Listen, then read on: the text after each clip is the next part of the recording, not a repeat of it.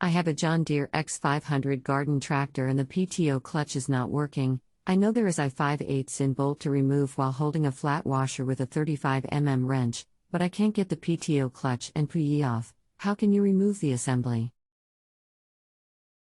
Welcome to Just Answer Small Engines. Let me try to help you. Pulley can be tight.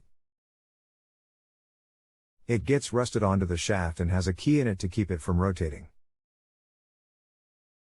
Best is to use 2 pry bars, with solid pry on both sides at once. If pulley is being replaced, you can put a puller around it and pull it off, but if you want to reuse it, need to be careful and try to pry it off. Not an easy job on unit that has been on for a while. The bolt and washer is all that holds it in place. If you have a home improvement or appliance question and want to chat with an expert now, visit justanswer.com/ythi.